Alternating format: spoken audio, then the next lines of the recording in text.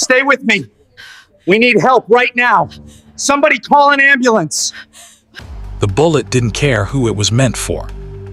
It tore through the evening air at 7:43 p.m., and in the half-second between the crack of the gun and the moment it found flesh, Adiz Okonkwo made the only decision she had ever been completely certain of in her life. She moved. 22 years of loving a child she didn't birth had rewired something deep in her chest, somewhere below reason, somewhere the mind cannot reach in time. Her body simply acted before her mind could argue. The bowl of jollof rice shattered on the marble floor. The bullet, meant for Dante Castellano's heart, buried itself in her left shoulder instead. And Dante, 23 years old, and still a boy to her in every way that mattered, caught her before she hit the ground. Ada, his voice cracked open like something that had been sealed shut for years. Ada, no. She looked up at him through the pain, through the spreading warmth of blood soaking her uniform, and she almost smiled. He had his mother's eyes. She had always been careful never to say that out loud. She had survived 22 years of secrets inside that house. She could survive this. But what happened next, what Dante would discover in the days that followed, would change everything. If you're new here, welcome to the Velvet Empire family. Stay with this story until the very end, because nothing about Adiz Okonkwo is what it first appears to be. The chaos that followed the shooting was swift and brutal, the way everything was inside the Castellano world. Marco Castellano, Dante's father, a man who had not raised his voice in 15 years because he no longer needed to, walked into the room within seconds, flanked by two men whose only job was to be large and silent. He looked at Adiz on the floor. He looked at the shattered bowl. He looked at the blood. He did not look at his son. "Get her to the private hospital," he said. "Tell them nothing." "She took a bullet for me," Dante said. His voice was quiet, but something in it had changed. A year ago, he would have phrased that as a question, looking to his father for instruction on how to feel. Tonight, it landed like a statement of debt. Marco finally turned to him. "She's a maid, Dante. She raised me." The two men stared at each other across the body of an unconscious woman who, unbeknownst to either of them, had more power in that moment than both of them combined. "We'll discuss this later," Marco said. Dante shook his head. "I'll ride with her." Something moved behind Marco's eyes, not warmth, never warmth, but a recalculation. His son was growing harder edges. Under any other circumstance, he would have been proud. "Fine," he said, and he walked away. In the private hospital room, Adiz drifted in and out of consciousness for the first 18 hours. Dante did not leave. He sat in the chair beside her bed with the particular stillness of a person who is thinking very loudly. The nurses moved around him like water around stone. Nobody told him to go home, because everyone in that hospital understood whose son he was. On the second day, Adiz's eyes opened fully. She found him exactly where she expected. "You should sleep," she said. "You should not have done that," he replied. She looked at him for a long moment. Outside, rain moved against the window in slow waves. "When you were 4, she said, "you ran into the street after a ball. I didn't think either. I just moved." "That was a car." "Yes." "This was a bullet." "Yes." She closed her eyes briefly. The scale changes, the instinct doesn't. Dante leaned forward, elbows on his knees. There was something working behind his face, a tension she recognized, had watched build over years. It was the tension of a man who has lived inside a comfortable lie and has just begun to feel its edges. "Who sent the gunman?" he asked. "Ask your father." "I did. He said it was handled." "Then it is handled." "Ada," he said her name differently this time, with weight. "There are things in your room that I don't understand." Her eyes opened. Her breathing stayed even.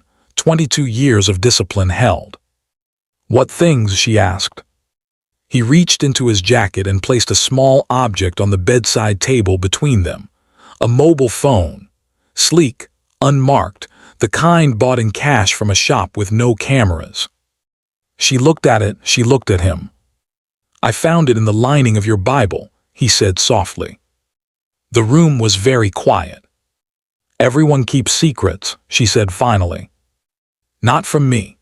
And his voice broke a little on the last word, not with anger, but with something older and more painful. The grief of a person who has just discovered that the one person they trusted without question was also, in some capacity, a stranger. She looked at him, really looked at him, and made the decision she had been delaying for 22 years. "Close the door," she said. Before she could speak, before the full weight of what she was about to carry out of the silence and into the light, let us pause here. Let us pause for you. You who are watching this story. You who have stayed with Adiz through the blood and the secrets and the long, faithful silence of a woman holding everything together with both hands. You are the reason these stories exist. And so, in the spirit of the Velvet Empire family, I want to speak directly to you for just a moment. May grace find you in the places where you are still bleeding. May the people who depend on you never have reason to doubt your love, and may you never have reason to doubt theirs. May your home be a place where secrets don't need to be kept. May your children be shielded, not from difficulty, but from harm they didn't choose. May your finances stabilize in ways that give you options, not just obligations. May your health hold. May your mind stay clear. May the quiet suffering that nobody sees in your daily life be met, somehow, with the kind of grace that Adiz herself carried, steady, unseen, and faithful. May your long life be filled not just with years, but with the kind of days worth remembering. And if this blessing found you at the right moment, if something in these words landed where you needed it, type Amen in the comments, and know that someone, somewhere, meant every word. Like this video if the story is holding you. Subscribe to the Velvet Empire family so you never miss the next one. These stories survive because of you. Now, let us go back to that hospital room. Because the door just closed. And Adiz Okonkwo is about to tell the truth for the first time in 22 years. "I came to your father's house in 1998, she said. "I was 29 years old. I had a daughter, Amara, who was 3, and I was working for the Federal Bureau of Investigation."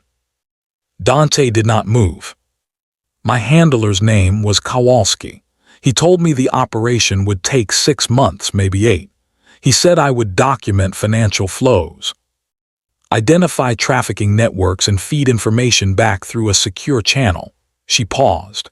"The transmitter was sewn into my uniform, later into the lining of my Bible." "The phone," Dante said. "A later version, technology improved. A ghost of something crossed her face. The operation was called Grace. I did not name it." He stood slowly from the chair, walked to the window. His reflection stared back at him against the dark glass, and she watched him see himself differently, perhaps for the first time. 22 years, he said. It was not quite a question. "Yes. You were supposed to destroy my family. I was supposed to gather evidence that would allow the Bureau to dismantle a trafficking network," she corrected carefully. "Your family was the vehicle, not the same thing." He turned from the window.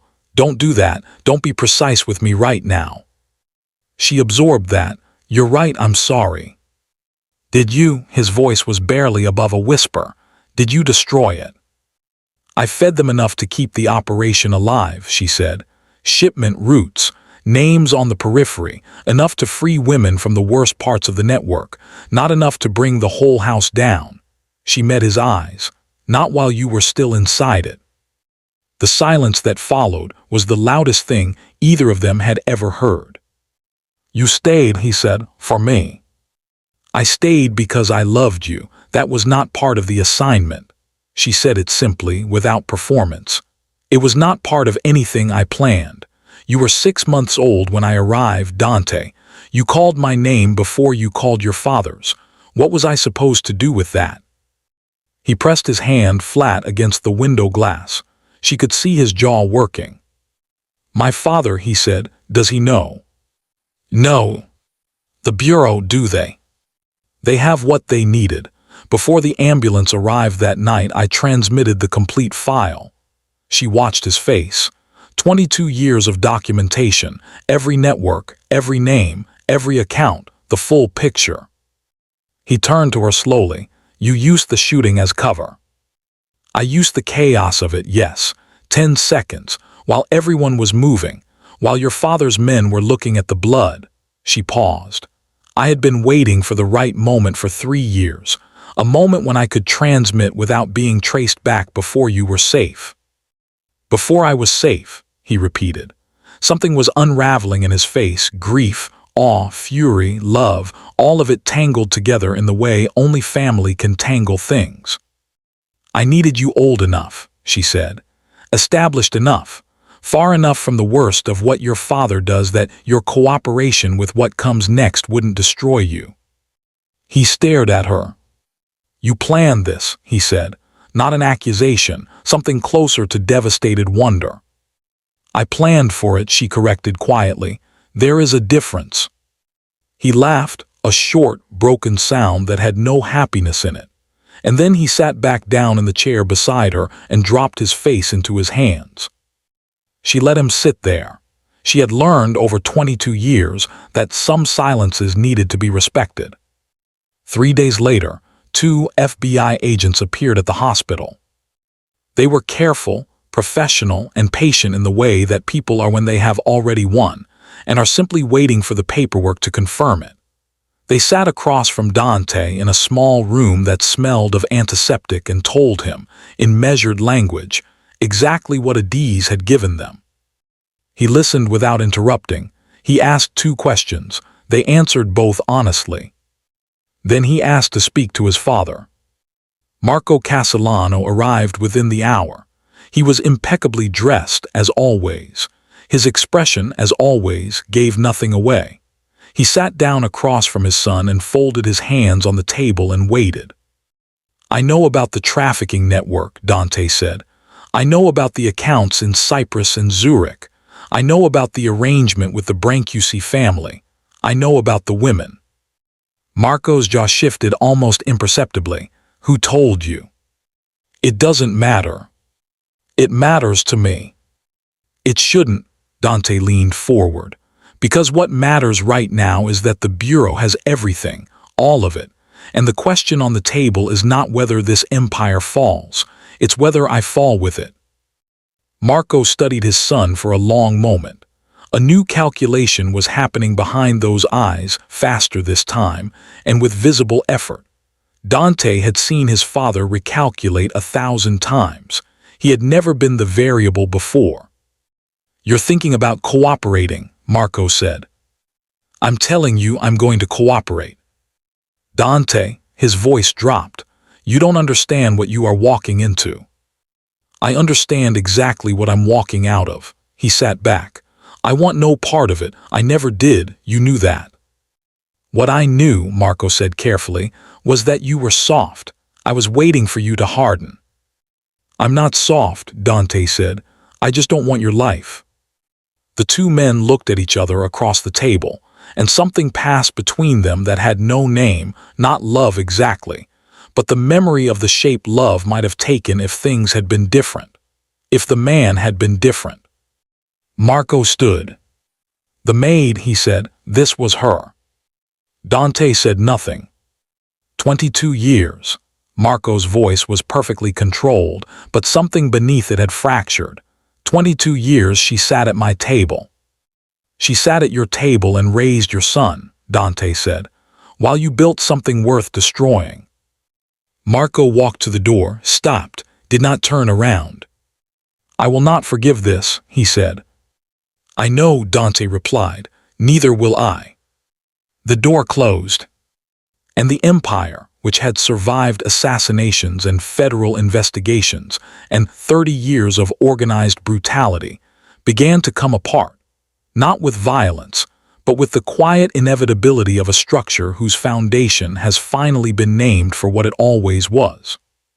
The trial took 18 months. Dante cooperated fully.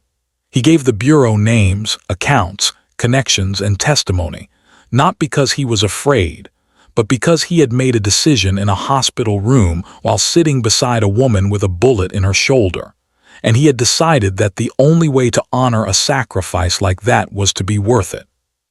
He lost his name in the process. Not legally, but socially, the weight it had once carried, the doors it had once opened, the fear it had once produced, all of it evaporated with the headlines. He did not grieve it. Marco Castellano was convicted on 11 counts and sentenced to 23 years. On the day the verdict was read, Dante sat in the courthouse corridor with his hands clasped between his knees. A journalist tried to get a comment. He declined. A former associate spat on the floor near his feet. He didn't react. When it was over, he walked out into pale morning light. And for the first time in his life, everything ahead of him belonged entirely to him. Adiz was relocated 2 weeks after the trial ended. New city, new name. The Bureau offered money, a significant amount, the kind that acknowledged, without quite saying so, that they had borrowed 22 years of a woman's life and were attempting to return something in exchange. She asked instead for one thing: a visa for her daughter. Amara arrived on a Tuesday morning, 30 years old and carrying her mother's eyes and her mother's stubbornness. She came through arrivals pulling a single suitcase, and when she saw Adiz standing at the barrier, she stopped. They looked at each other for a long moment, mother and daughter, strangers and family, two women standing on opposite sides of a distance that 22 years of absence had built between them. Then Amara walked forward. She did not say, "I missed you." She did not say, "I forgive you." She did not say anything at all. She simply put her arms around her mother's shoulders carefully because the left one was still healing and held on. Adiz closed her eyes. Her hands came up around her daughter's back. Outside the airport, the morning was ordinary and bright and full of ordinary people living their ordinary lives, completely unaware that somewhere in their midst, a woman who had carried an empire's secrets for 22 years was finally, just holding her child. Dante wrote to her once. It took him 4 months to find the words, and even then he wasn't sure they were the right ones. He sent the letter through channels the Bureau permitted, and he wrote it by hand because that felt like the only honest way. The letter was short. "You gave me my life twice," he wrote. "The first time I was too young to know it. The second time I watched it happen and still could not stop you. I spent a long time being angry about the 22 years. I want you to know that. I spent time feeling like everything I remembered had been rewritten in a language I hadn't agreed to learn. And then I thought about what you actually did with those 22 years, not the Bureau's version of it, your version. You fed, clothed, and loved a child who was not yours. You protected him from a world you were sent to document. You freed women whose names you will never know. And when it was over, when you had gathered everything and the moment finally came, you still took the bullet first. I don't know what to call what you are to me. Mother is not quite right. Neither is guardian or hero or any of the other words I've tried. I think you are simply the person who loved me when loving me cost the most. And I think that is the most important thing one person can be to another. I intend to do something worthy of it." Adiz read the letter 3 times. She did not cry because she was not a woman who cried easily, but her hands were not entirely steady when she folded it. She placed it inside her Bible in the old indent, the small rectangular hollow where the transmitter had once lived, where secrets had once been kept. Now it held this instead. She thought that was right. She thought that was the only kind of monument that ever really mattered, not marble, not headlines, but a small space held open in something sacred, where proof of love once lived. She closed the Bible. In the next room, she could hear Amara making tea, moving around the small kitchen with all the particular noise of a person who has decided, however tentatively, to stay. Outside, the morning was beginning. It was ordinary and quiet and entirely, completely hers. And sometimes, the ending we fear the most becomes the beginning we needed. Now I want to ask you something, and I want you to really think about it. Adiz had the power to bring Marco Castellano down from the very first year. She had evidence. She had access. She had the Bureau's full support. She waited 22 years. She waited until Dante was old enough to survive what came next. She made the calculation, alone in silence, every single day, that one child's safety was worth the delay of justice for everyone else. Was she right? Was it wisdom, the patient love of a woman who understood that justice applied without care can destroy the innocent along with the guilty? Or was it a betrayal of the women still trapped in those networks while she waited, of the Bureau who trusted her, of a justice that should never be held hostage to any one person's love, no matter how real? Some of you will say she was justified, that protecting the child she loved was not selfishness but humanity. Others will say she had no right, that every year she waited, someone else paid the price. Both of you are right. That is what makes her story extraordinary. Tell me what you think in the comments. Whose side are you on? Was Adiz's love a shield or a delay? If this story moved you, hit the like button. It takes 1 second and it tells us that stories like this one matter to you. Subscribe to the Velvet Empire family if you haven't already. We tell the stories that live in the spaces between power and love, and there are more of them coming, deeper and more powerful than anything you've seen yet. You are part of this family, and your voice in the comments is what keeps it alive. And sometimes, the ending we fear the most becomes the beginning we needed.